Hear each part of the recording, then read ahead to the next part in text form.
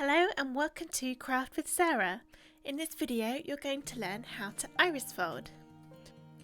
To make this iris folding watering can you will need the free iris folding pattern available from craftwithsarah.com printed onto regular printer paper, a cutting mat to protect your surface, scissors, a pencil, a craft knife, some masking tape, sticky tape, an A5 card blank, a piece of white card slightly smaller than your card blank, double-sided sticky tape, and finally strips of folded coloured paper in up to 4 different colours.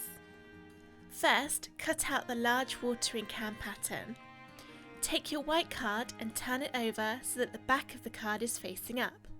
I'm using hammered effect card, so the back of my card is the smooth, unfinished side. Place the iris folding pattern into the middle of the white card.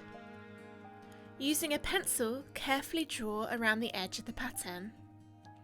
Try not to move the pattern around when you're drawing, as you want to draw a smooth, accurate outline of the iris folding pattern.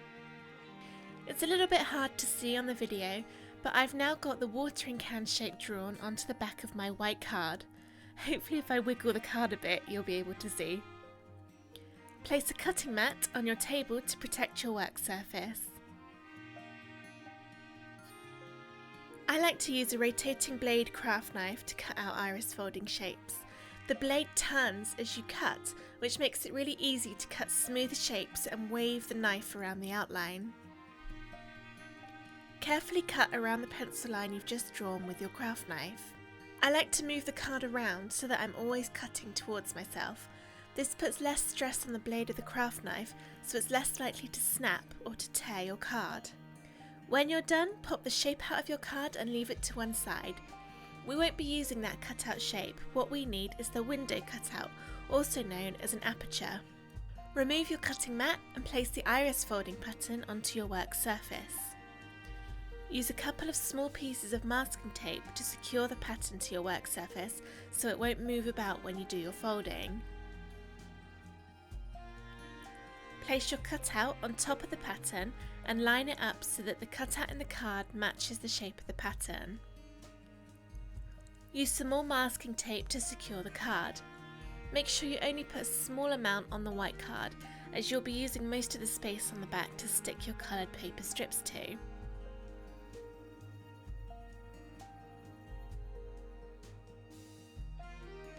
Next, prepare your paper strips. Thin paper, wrapping paper, or even florist ribbon are all great choices for iris folding strips.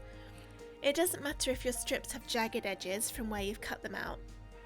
Fold the strips in half to get a nice, crisp, clean fold.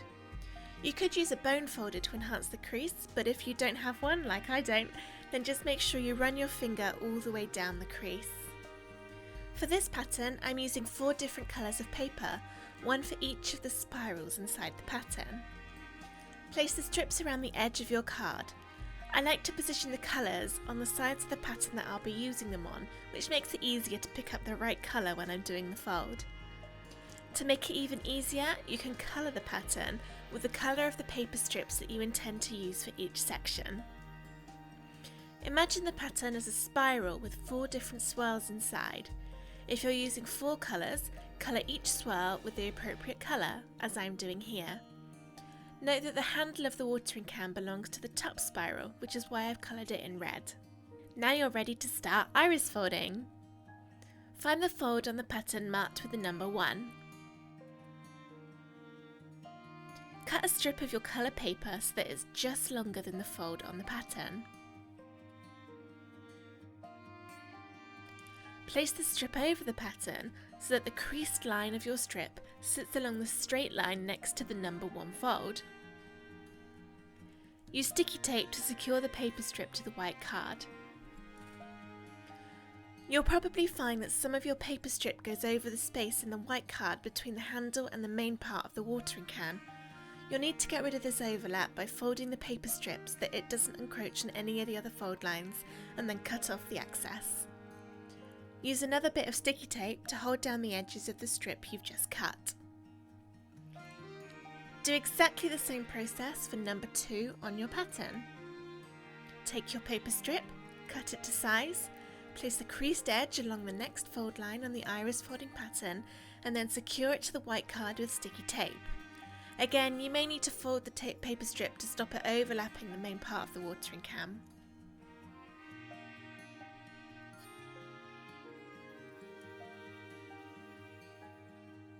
Keep going along the rest of the pattern, following the folds in numerical order. You can place your sticky tape on tops of the paper strips you've already secured, but make sure the sticky tape doesn't go outside the edge of the white card. You don't want to end up accidentally sticking your card to your work surface. However, it doesn't matter if your paper strips go outside the edge of the card, as you can trim these once the folding is complete. When you get to fold 11, you'll need to switch over to the next colour. The folding works in exactly the same way as the first colour. If your card starts to get a little bit bulky with all the paper strips, use a longer piece of tape to help stick the strips down a little bit flatter. Don't be tempted to turn your card over and take a sneaky look at the front before you've finished. It's really hard to line everything up again if you move it during folding, which is why we used masking tape at the beginning to keep the white card in position. Traditionally, the square of the pattern is covered with holographic or metallic paper so that it looks like the shiny iris in the middle of a camera lens. Personally though, I don't really like this effect because the holographic paper doesn't match with the rest of the design and I think it just looks a little bit strange. So instead, I like to tie the middle square in so that it matches the rest of the card. To do this, choose one of your paper strip colours and place it diagonally across the square to leave behind a triangle of empty space. Choose the colour from the opposite side of the pattern and stick a piece of it over the remaining gap. Use some long pieces of sticky tape to go down all the edges of the white card. This helps to make sure your paper strips are all secured to the white card and also reduces bulk. Remove the masking tape from the edge of your card and turn it over to see the finished effect.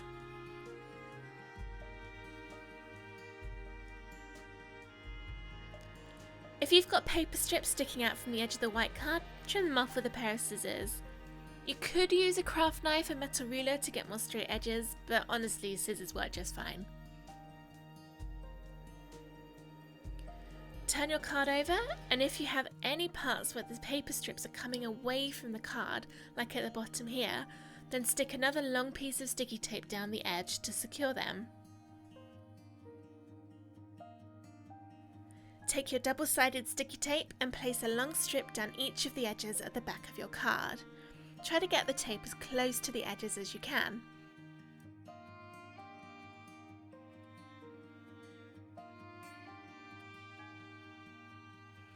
I like to put a piece down the middle of the card as well for that extra bit of stickiness. Peel off the backing of the double-sided tape, then firmly stick your iris folding design to the front of your A5 card blank. Press down all over the card to make sure it's really stuck down, and then there you have it, your finished iris folding greetings card. Now you could leave your card as it is because it's already looking fabulous, or you could add some extra embellishments to bling it up a little bit. I've got some paper flowers which I'm going to stick to the front of my card using some Mod Podge glue. I'm layering up the flowers to add some dimension to the card. Finally, I'm going to use some silver peel-off stickers to add a shiny border along the top and bottom of the blue card for that extra special finishing touch. If your peel-offs aren't quite long enough, stick two together to form longer lines and then just trim off the excess with scissors. So now I finally have it, my gorgeous finished iris folding card. Don't forget to visit craftwithsarah.com/iris-folding to download the watering can pattern, as well as a great selection of other free iris folding patterns that I've made for you. If you've enjoyed this video, please hit the subscribe button to keep up to date with all my card making and paper craft tutorials. Thank you for watching.